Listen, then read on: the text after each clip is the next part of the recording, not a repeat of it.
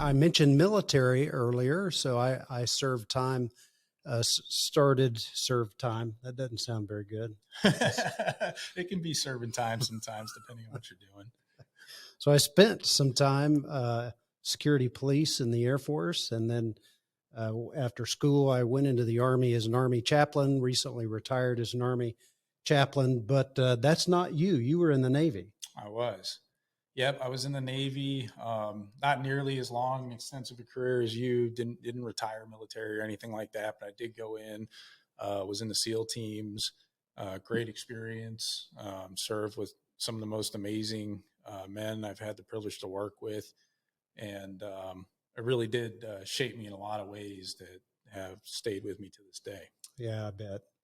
Well, that's thank you for your service, and certainly glad Boise is glad, and our church family is certainly thankful that the Knepper family's here, and you bring a lot of experience with you, and it's good to know you and good to talk with you today.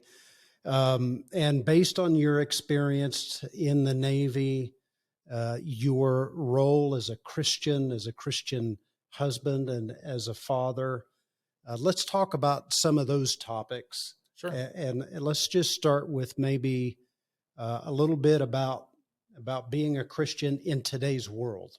Yep. And being a Christian in today's world, where there's so much chaos and confusion, our current culture just seems to be wrought with destruction. We seem to be self-destructing, and certainly being a Christian in light of our environment today is important. So, what do you think about the state of the church in today's culture? Yeah, and I think it's important in some ways to distinguish between the American church, or I call it like Western Christianity, because we're in a fairly unique position. There are places that, I mean, up until this very moment, Christians have been persecuted, martyred. We haven't had that in the West for a long, long time. I think that sets up a particular dynamic for the Western church and the American church, where we're entering new territory here for the people that are alive today.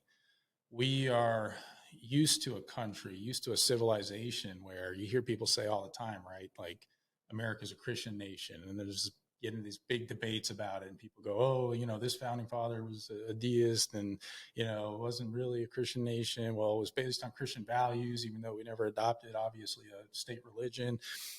But the truth of the matter is, Western values in general are, whatever your religious beliefs are, they're heavily, heavily based in Christianity. And when we had that cohesive and coherent value system, which includes up and through the founding of our country, I think that allowed the ideals that our founding fathers put in place to flourish and do really well. And so the church could do well alongside that.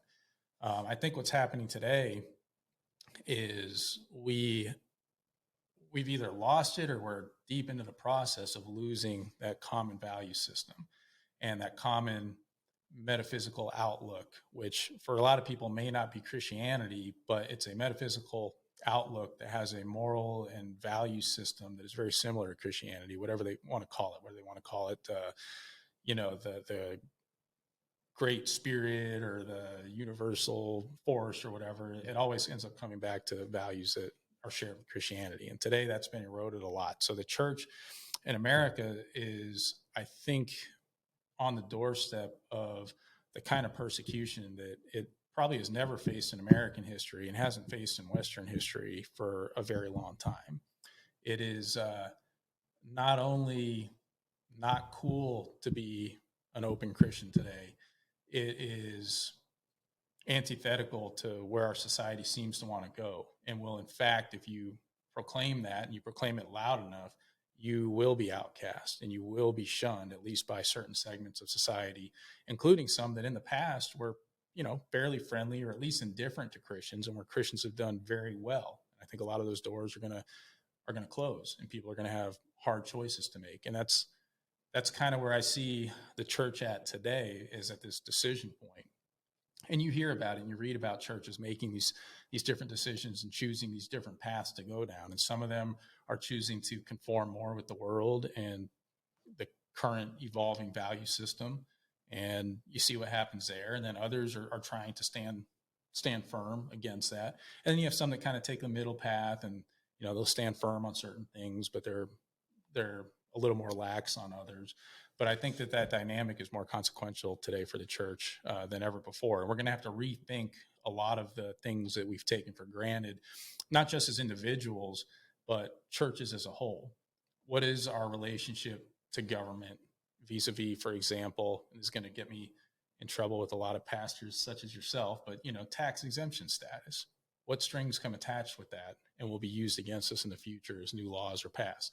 What has that kind of thing done to the church in the past? The fact that you're tax exempt, therefore there are certain things politically you can't do. You can't advocate for particular political positions and legislation, especially not candidates. And I'm not saying that the church should get very involved in that at all. Just that anytime you get anything from the government, and this goes for Christian schools too. I send my kids to a Christian school, and they're facing the same thing, which is, to what extent can we continue to be entwined with government in terms of government giving these organizations certain benefits, let's say, and it can be tax exempt or it can be whatever benefits the government decides to try to dish out for these things, that at one time in our history absolutely made sense and worked really well together.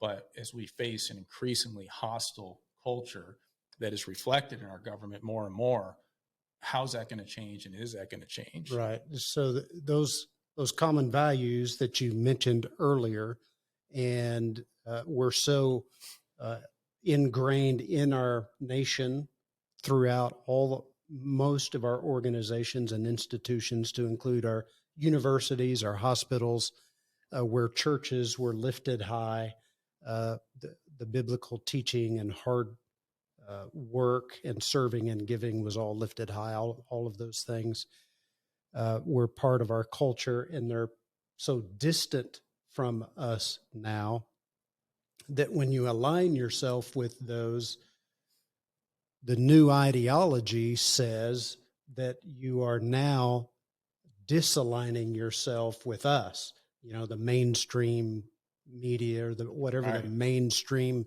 ideology and culture is stating, if you don't align with us now, then certainly you're that outcast. And when that invades our government, and the government begins to act not like the government was designed to act, then the church has found itself in a very precarious situation. And that I think that a lot of that became evident during COVID. Oh yeah. Yeah. COVID. I mean, what an eye opener. I've seen people who, and to an extent, I'm one of them, people who would have never thought about this. One of the blessings, the silver linings of, well, there's COVID, which is it's a disease caused by SARS-CoV-2. And then there's the response to COVID, which is a whole other animal, right? And so a lot of times we talk about COVID, we're talking about that response to COVID. How did society respond? How did our government respond on our behalf? And how did the churches respond? And what did churches do? Exactly. And that really was an eye opener for a lot of people. And I'm thankful in a way, because that one of the concerns I have, and I know we've talked about this, is people get too comfortable. People get too comfortable. They start to lose sight of what's really important. And we still have a lot of that today, but there's just a lot of people out there who say that can't happen here, right? You look at things that happen in other places in the world, places that, you and I have been to in our time in the military, or just going there as tourists or visitors or whatever. And you see these other countries and you see how things happen there. Or we look at history, which you're way more up to speed on history than I am. But you look at things like the totalitarian countries and things that happened in the Maoist revolution, Nazi Germany. I'm not down with calling like everything Nazi, like seems to be the trend today. Right. But there are lessons you can take from that. And we tend to look at that and we go, well, that happened there, but we're good people. That'll never happen here. And COVID, I think, was an eye opener. And I look at it not just as, America, but you have to look at the West as a whole because we influence each other. Usually, if you see something happening in Europe, it'll get here eventually. Yeah. And if you see us doing something, it'll get to Europe eventually. Right. There's a lot of trade of ideas and ways of thinking. And so when you look at the Western world's response to COVID, what can you say except for wow? And I mean, it was eye opening. You had, just here, you had the lockdowns, people forced out of their jobs, forced to close their business, forced to take medical procedures that they didn't want, forced to wear a mask despite all the evidence. And I looked, going into COVID, I was very open-minded about, we don't know what this is. Could be dangerous. Let me do my research. And one of the first things I did is I was like, should I be wearing a mask? So I pulled all the research I could, all the actual studies on masks. And universally, they were like, these are not here to stop viruses. That's not how they work. They don't work. And now the mask has become a religious symbol and you have to put it on. And for the longest time, you had to put it on to fly. And that's just America. In other countries, they were quarantining people against their will. And I'm not talking about China or any of the boogeyman countries we talk about where we know people have less freedoms. I'm talking about Australia, places like that, where they said, we're going to quarantine you. I think Canada was doing similar things. We saw freedom of speech restricted. They said, well, you can't question, first you can't question how the virus got here, which is still an open question. I'd kind of like to know a little more about, but if you asked about that early on, there was an acceptable narrative and you were absolutely censored. And, these Twitter file things have come out that show that government was directly involved with trying to identify what they wanted censored. And they worked very closely with big tech to regulate that. So for a lot of people who said that can't happen here, we've got our Bill of Rights and our Constitution and our courts and all this stuff, and it's going to protect us. In a lot of ways, that failed us. And that has to be an eye opener to a lot of people. You've got to really reconsider things in light of what happened there. Yeah. If the ideology has reached every area or arena of our society, then their interpretation ultimately impacts all of us, to include our children in the school systems. I was thinking about what you mentioned with Australia. I noticed some newscasters in New Zealand that were trying to tell their listeners that if any of them listening had not gotten the jab yet, that they just need to get the jab and just do what's right. And that reminded me that my last time in the Army was during COVID, and during COVID, we were having discussions about wearing masks when we were outside. Mm-hmm. And so to include during PT, so our physical training, we were having those discussions about when you're running, whether or not you should wear a mask. It was just so disappointing and discouraging, and we were distracted. But I remember hearing from those in leadership numerous times, just do the right thing. Bruce, just do the right thing. Right. Which is what I say to do. Yeah. What I say is the right thing. So Bruce, just do the right thing. And, on top of the fact that my last training in the Army, so I'm sidestepping here a little bit. My last training in the Army was diversity and inclusion training. And there's some details there that I can give, but I'm not going to give right now because, I might get a little too discouraged and wouldn't present myself in a good light. But anyway, so let's move on to how many years in the Navy then? I just did about 5.5. Okay, 5.5 years. Did some time as a Navy SEAL. Correct. And you and I commented that we both read a book here called Stand Down. And a friend of ours got you to read that. And and I don't remember where I heard about it, but I made sure that I picked a copy up. And will you just give us some highlights about what the author did in this book, Stand Down? Yeah. So as I can recall, it's been a little while since I read it, but where it talks about the creep of this ideology. I call it the woke ideology, or really it's the woke state religion, because I think that it's definitely presents as a religion, and I don't mean that in a figurative sense at all. But it talks about the encroachment of that ideology into the U.S. military. So we talk about how it's taken so many different institutions, taken academia, taken what we saw in COVID with the medical stuff, and not just in respect to COVID and COVID measures, but even in terms of like doctors who can suddenly no longer define what a woman is or a man. Yeah. And so he's talking about that kind of an ideology creeping its way into the military, and his concern, and he doesn't approach it, even though it's become such a politicized issue. It really shouldn't be. It should be an issue of, can these institutions function as they're supposed to, especially in the case of the U.S. military? And so he tries to approach it from that perspective and not make it a political thing, but just say, hey, are there goals that are starting to supersede the actual purpose of the U.S. military, that because of this ideology, these goals are being given the place of priority, and as an effect, weakening the effectiveness of our military? And I think he makes a really compelling case that it is. And he talks a lot about civilian leadership of the different branches, and how they've put in how those leaders were used to put in the goals and objectives of a certain political ideology.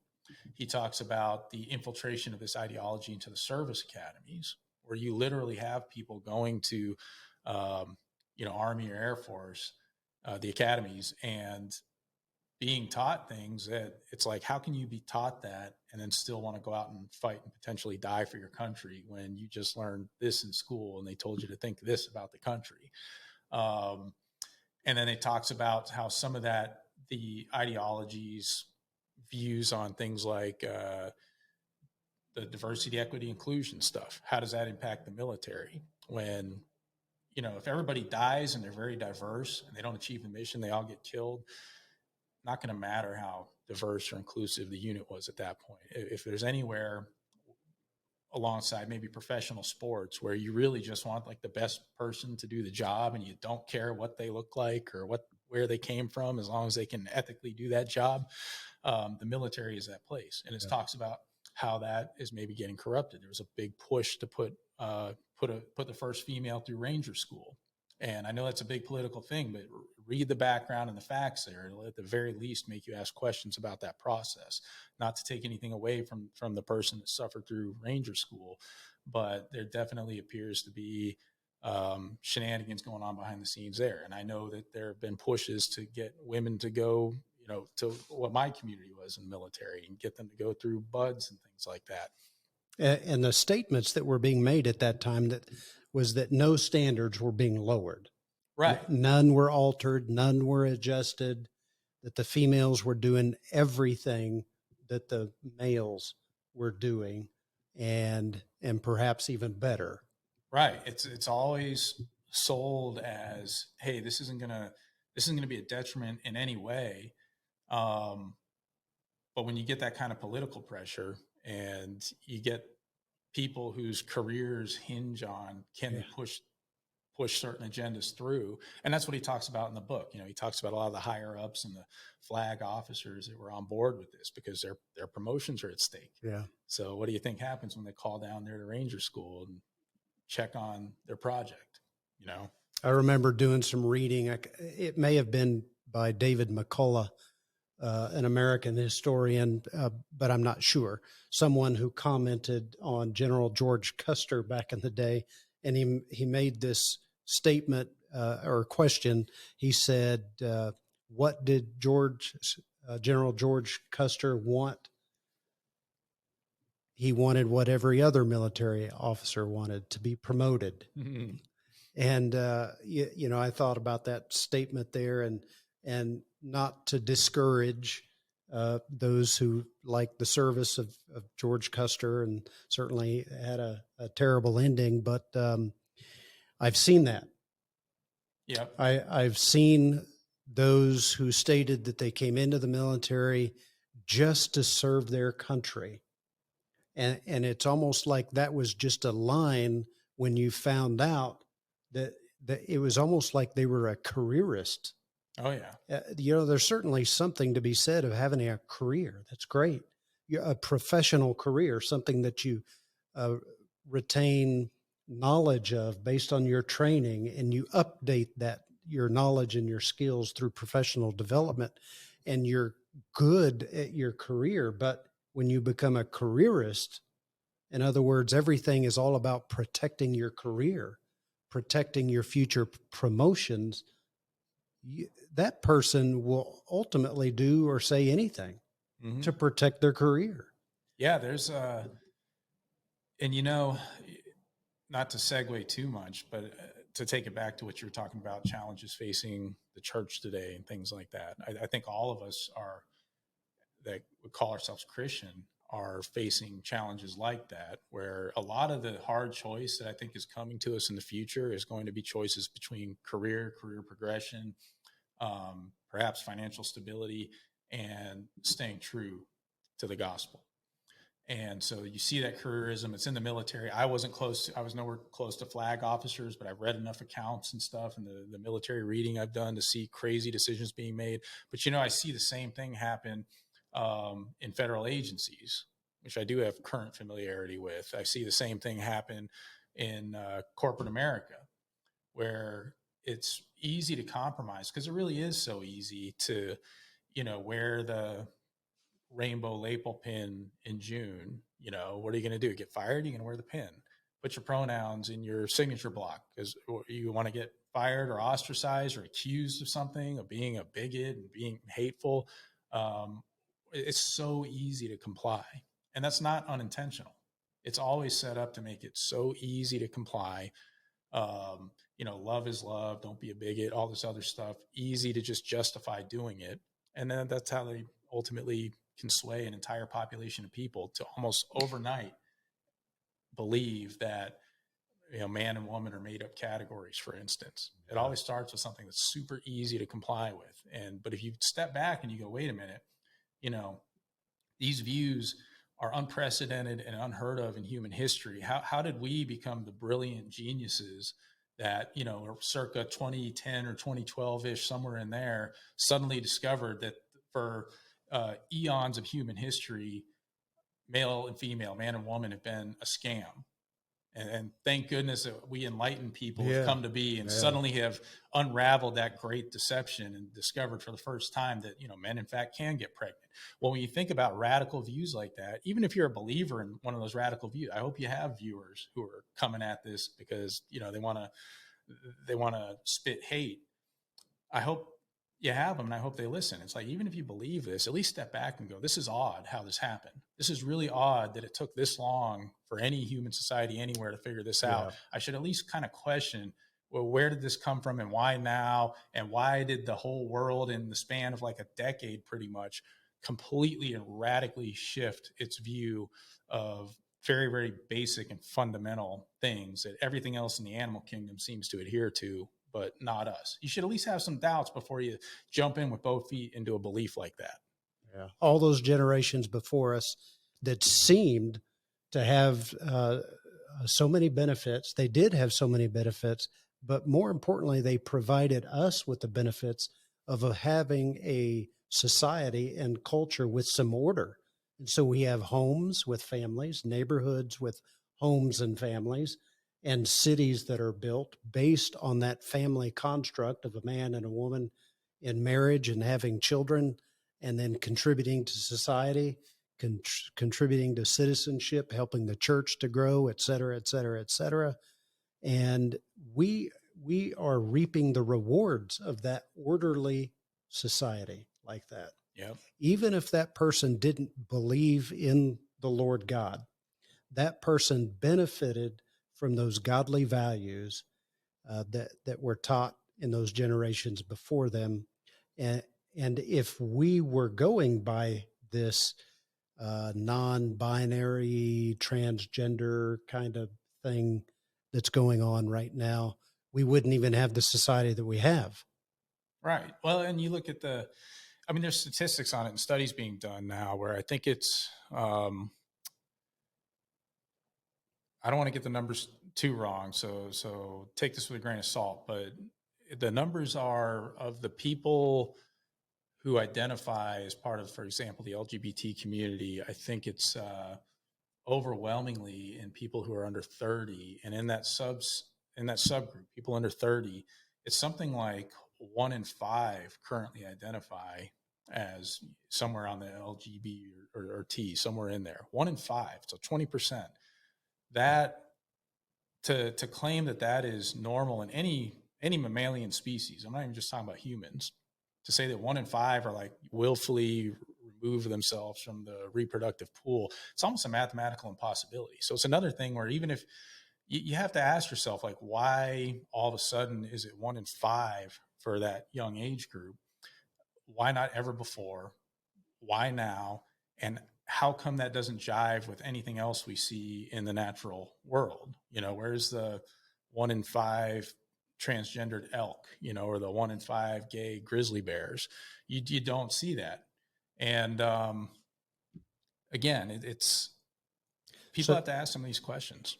so there's some kind of darkness in this culture. It's not just in America; it's around the world. And this darkness has enveloped us so much that we're blinded. It's as if there's not much light left in the world. We were talking earlier, and I mentioned that in the book of Romans, chapter 1, the Bible tells us that God gives people over to their depraved minds, their depravity, gives them over to their sins after this this complete and utter rebellion against God's love, His mercy, His grace, His truth, His standards, and He gives them over. And when He gives them over, uh, He brings judgment. And when He brings judgment, it is evidenced by homosexual relationships and all the stuff and junk that comes from those unnatural relationships. And I think that's what we're in right now.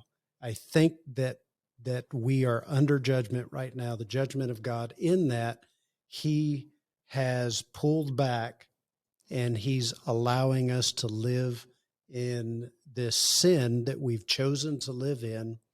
And we no longer have that wonderful, beautiful grace of God that was just filling us with so much goodness and so much grace and so much truth, that we were protected in that. And right now it's like a free for all that is so illogical. It is so disturbing and disgusting.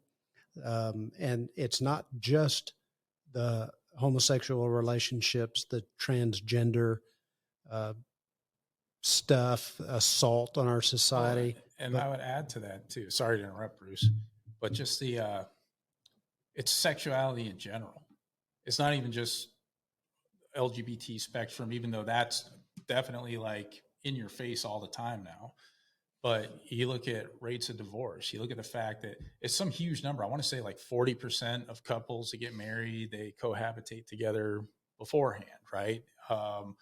There's pushes in terms of sexual desires or perversities, what have you. And there's pushes now towards things that 10 minutes ago we would have called pedophilia. There's pushes towards open marriages. So just, open adultery through a couple that claims they're married, or relationships of marriages of more than two people at one time. So you're seeing this, and sex is so fundamental to human experience. And you're just seeing that fundamental desire get stretched and distorted in every direction, whether it's heterosexual, homosexual, and everything in between. And there are a lot of, like I talked about earlier, how some of these roots go like way, way back. And if you go back decades, you look at this stuff and there's like the subway analogy I gave. You build, when you build a subway, the longer you have that subway and stuff gets built up around it, the harder it is to move that in any direction. So you better either hope that you're really good at predicting where the subway lines need to be, or you need to hope that the stuff you build up around it makes sense, because otherwise you have a system that's very, very hard to change. Well, a lot of the challenges we face today have roots that go way back. That I think at the time that these seeds were planted, people maybe didn't realize, like, this is going to end up in a bad place. This is going to go in a bad direction. And we're starting to see that now. And so it's this sexual perversity and of all stripes, but that's really married to a culture that really worships its own desires. We're becoming a very humanist culture where what's on our altar of worship is desire. Now, there's other kinds of desires besides sex, and we see those things becoming manifest and being stretched and distorted as well. But sex is certainly very, very central. And what's funny about that, as you were talking, you kind of jotted this thought in me, is I remember, when I was young, if you wanted to criticize a Christian about something, you would say, like, you guys are just so obsessed with sex. You guys, prudes and worried about a girl showing too much ankle or something like that. You're just obsessed with sex. And I feel like now we have a culture where you can look out at the culture as a Christian and go, you guys are so obsessed with sex. I mean, that is what our culture, everything comes back to that. And in a way, it's really, really sad, because it's like there's nothing else there. You guys have missed the bigger picture. You've missed the richness of experience that God created and intended. And now you're completely mired down and obsessed in this thing, in sex, more than the Christians you made fun of ever were. And leads to issues, the myriad of issues that you were mentioning, to include abortion, which is connected to all of that depravity that you just mentioned. And the battle that's going on right now, has gone on for decades in our nation concerning the issue of abortion, and it's manifested in so many ugly ways. Seems like I see a new picture or video every day of someone just being ugly about their belief in abortion and their right to abortion, and fighting for everyone's right, every woman's right in abortion. And it's almost as if, sometimes they look demonic, they sound demonic, and it's a reminder that we're in a spiritual battle. We're always in a spiritual battle. We've always been, and we will be this side of heaven. And Satan does not like losing ground. And whenever the gospel is taught, when lives are changed, well, he's losing ground. And so he does whatever he can to assault, attack, especially where we are weak. And he's certainly on the attack today. Yeah. Oh, and that's a great point too. And this goes back to what I said, like, wokeness, it's not like a religion. I mean, it is the new state religion. It's the state religion. You will comply, you will profess your faith, or we're going to destroy you. And we're not full on to the destruction part yet, but people need to stop thinking that it can't happen here. That's for sure. And like any religion, you've got rituals, sacred texts, you've got priests and holy men and women, and you've got the divine. And wokeness has all of that. They have something in the place of all of that. And when I look at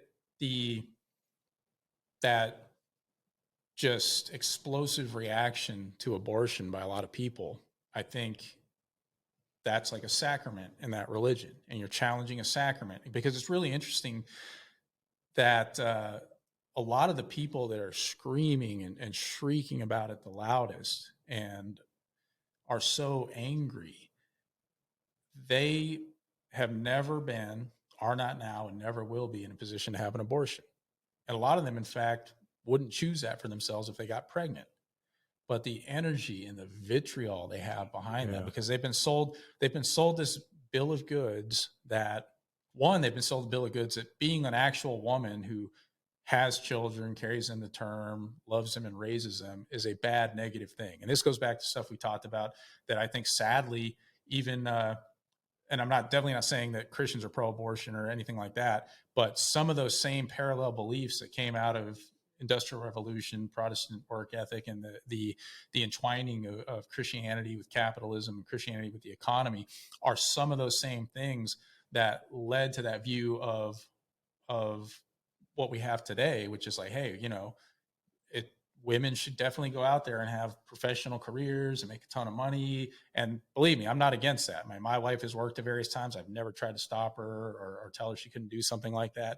But what we've done is we've denigrated being a traditional mother. And as part of that, it's almost like a brainwashing. They managed to fold abortion into that and say, if you don't have abortion, then you can't have a career. You'll never be successful. And by the way to be successful is definitely to give your life to a corporation in exchange for a lot of money. That's how you're successful. You don't have that VP title or, oh man, CEO, then what are you? That's what you need, women. You need to go get that. Because we all know every man loves his job and loves working for the man and loves those 70-hour weeks and climbing the corporate ladder and feels super fulfilled. And you women are missing out. So you need to get in there and get the job the man has. And guess what? If you can't get an abortion, then you can't do that. Can't have it. And even if you personally wouldn't have an abortion, if your neighbor or your neighbor's daughter can't have an abortion, then it's as if all of you are just going to be chained to the oven forever. Like they got fed that lie and they bought it, both sides of it. Hook, line, and sinker. They bought the idea that you can't have a kid and then still do stuff besides just have the kid if you're a woman. And they bought the lie that it's this super fulfilling, the best thing you can do in life is a high paying career. And instead of helping to build that home that God has blessed you with, build the kingdom, right? That building family that contributes to the growing kingdom of God, the building of the church, the order of society, and look at the result. The result: crime in the streets, relationships that are so broken, unforgiveness, rage in the streets, and we again, I believe, are being shown that God's judgment is on us. Well, and that's why I think the abortion thing is so contentious amongst women who, like I said, have never and will never do it. Is they bought that, and that's part of that big deception. Point. Well, let's talk a little bit about dreams. So let's transition to a little more personal side. Dreams. You're living in Idaho right now. You're enjoying the heck out of this beautiful state. What kind of dreams do you have for yourself, ministry, things like that? Maybe you and Brooke have some adventures planned. And if you have some of those but don't want to share them, that's fine too. Yeah, you can just make something up. It's a deep question. I got to think about it for a second. Dreams, I am really trying, and it sounds corny, but bear with me, to really connect with Christ. It's a hard thing for me to do because I'm super analytical. I'm a Christian that if you want to give me like logical, rational arguments, I can play with that all day. It's great. But I'm really trying to experience God fully as a big goal and prioritize that. That's another thing I learned from COVID, because going through some of that stuff in COVID, it was scary. And I realized I didn't have all my priorities where they needed to be, especially my relationship with God and my reliance on him and putting faith in him when times were really tough. And so I came out of that, and that's really important to me. And really, I go back to seek first the kingdom of heaven, and all these things will be added unto you. Yeah. And it's not the material things. I'm not talking about I need bigger paycheck from God if I seek him first or something. It's it's that peace of knowing that you are completing the mission. You're on the right track. You're completing the mission. And I really believe all the other things I care about, all the things I really care about in life, the things that matter, my family, being a good husband to my wife, being a good father to my children, being a good friend to you and to the other people in my life. Those are the things that I think will be added if I seek first. And that's what matters. And I don't think I can get those things if I don't seek that first. Believe me, I've tried a bunch of other ways and it never seems to work out quite the way I want it to. So that's, that's really what I'm trying to prioritize. And What are a couple of ways that you're enabling yourself to do that? What do you have some disciplines that you've yeah, put forth? and some of them are in development, but definitely one of the biggest changes is just reading the Bible every day. Like I didn't do that, for a long, long time. And now I've been reading the Bible every day. I make it a point. If I stay up too late, too bad. I'm going to read the Bible before I go to bed. Um, Prayer and the nature of my prayer has changed from like, give me something or do something for me to, I mean, I'll give you a personal example. It's a little weird me sharing this because I don't like talking about myself and getting too personal, but I think it's kind of instructive. For the past several years, I think most of us can agree they've been tough years. Looking at 2020 Sure. up to the present, a whole bunch of stuff has gone on that if you're a Christian, you've probably felt it. And so my habit would be to go into the new year. And I'm saying this is a little thing, but it reflects a mindset change. So it's bigger than just what I'm talking about here. But my habit going into a new year would always be like, God, this was a tough year. Like, can this year be a good one? And we make good things happen and stuff like that. Yeah. But I'll tell you, this year, for the first time I can remember, my prayer was a little different. And I just said, God, whatever you want me to do this year, whatever you're throwing my way, I just ask you be with me through it and you give me the strength to face it like the man you want me to be. Whatever happens, if there's more disasters, if there's more challenge and trouble, that's my prayer for this year. And that's different for me because I was always like, give me a good year, make some good stuff happen. Right. And now it's like, hey, whatever happens, God, however challenging you want to make it, and it might be, just walk with me and help me to be who you want me to be, have the character to stand up and face all of that.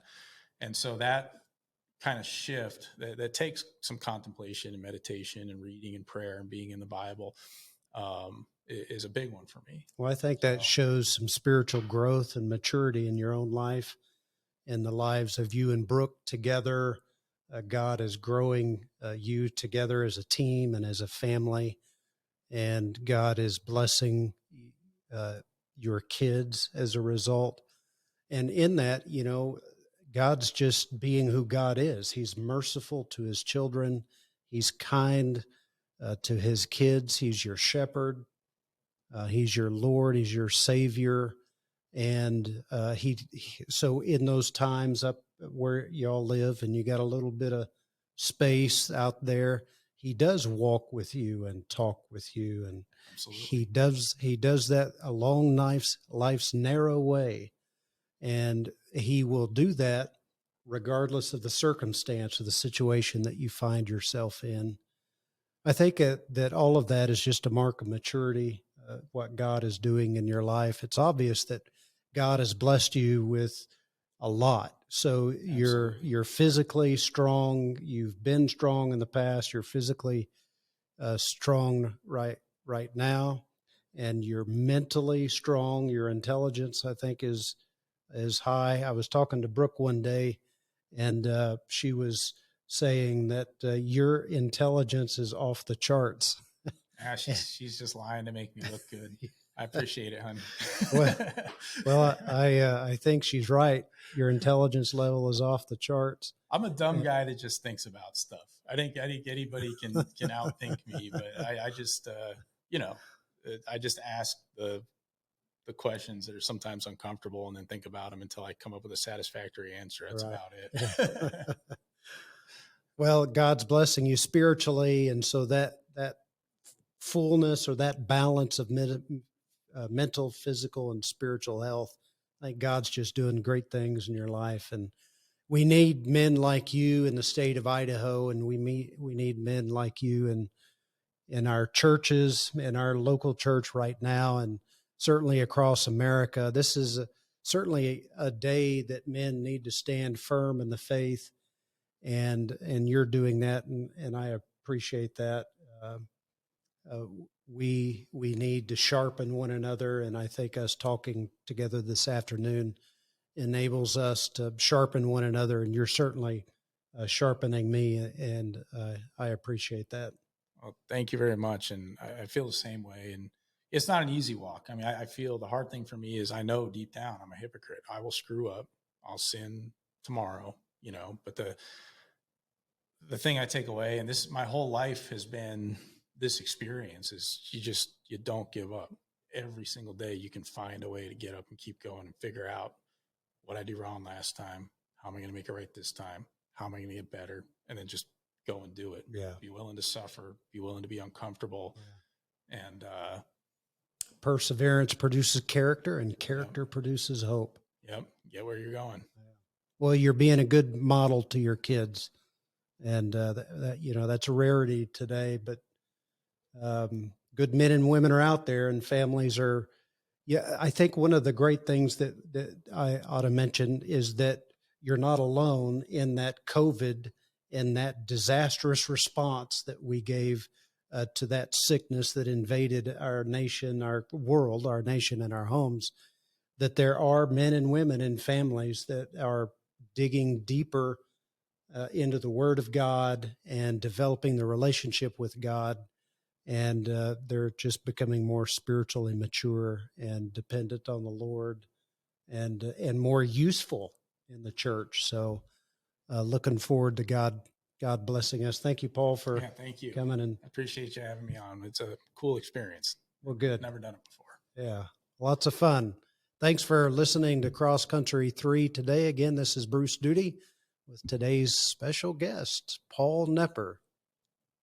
Take care. God bless.